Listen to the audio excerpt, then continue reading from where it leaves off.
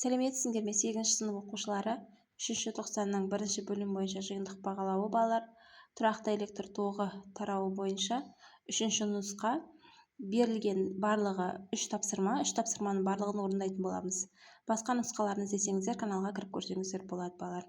1-ші тапсырмада суретте оқушы 2 шамды да тоқ көзіне қосу үшін қандай кілттерді пайдаланады дейді балалар. Қарасаңыздар, 1, 2 және 3 кілт берілген. Ал тоқ көзіне қосу үшін бұл жерде 1-ші және 3-ші кілттерді пайдалану арқылы тоқ көзіне қоса алады балалар. Сонда Д нұсқасы дұрыс болып тұр. Ал 2-ші тапсырмада 40 Вт 240 вольт белгісі бар 4 шам номинал режимде жұмыс жасау үшін қай сұлба бойынша жалғау тиімдірек дейді балалар. Тоқ күші неге тең дейді. Бірінші, мына жерде берілген 4 суретті қараңыздар. АВС-да 4 сурет берілген. Бірінші А суретінде 3 шам тізбектей, 1 шам параллель жалғанып тұр. Б суретінде 4-еуі де тізбектей жалғанып тұр. С суретінде 4-еуі де параллель жалғанып тұр. Д суретінде 2-еуі тізбектей, 2-еуі параллель жалғанып тұр. Сонда дұрыс жауабы С балалар. Себебі өткізгіш параллель жалғанған кезде оның кернеуі тұрақты болады. Яғни бұл суретте 4-еуі де 240 вольт болып тұр деген сөз. Ал А, В, Д суреттерінде бұл жерде кернеулері әрқайсысынікі әртүрлі. Себебі бұл жерде кернеу тұрақты емес. Ал бізде параллель жалғанған кезде ғана кернеу тұрақты болады. Бізде 2-ші тапсырмада тоқ күшін тап деген, сонда берілген жазайық. П тең 40 Вт, У тең 240 вольт табуымыз керек I тоқ күшін. Сонда П тең У көбейтілген I деген формула арқылы I тауып аламыз.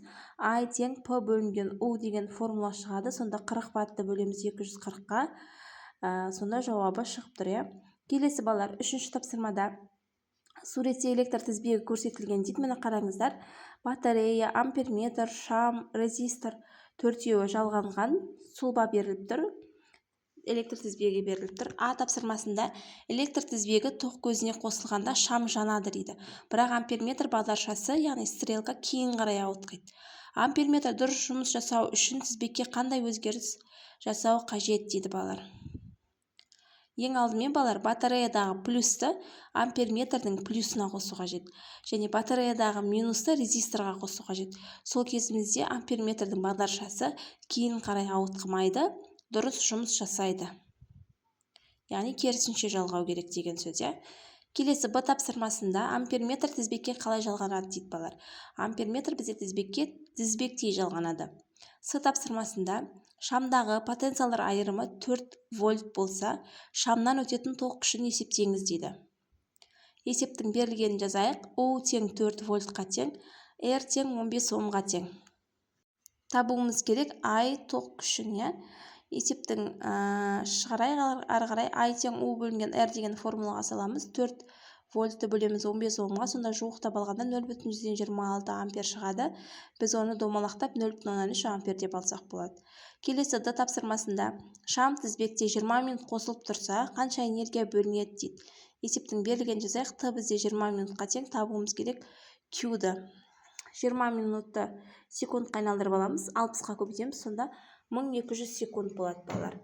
Енді Q тең I квадрат көбейтілген R көбейтілген Т деген формулаға саламыз. 0,3 амперді квадраттаймыз.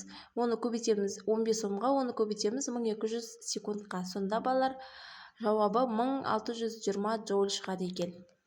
Бұл 3-ші тапсырманың Д-сы.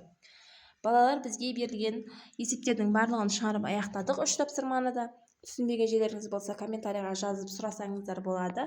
Ұнаған болса лайк басыңыздар, каналға тіркеліп қойыңыздар, достарыңызбен бөлісіп кетіңіздер.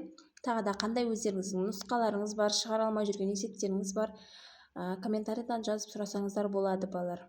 Сау болыңыздар.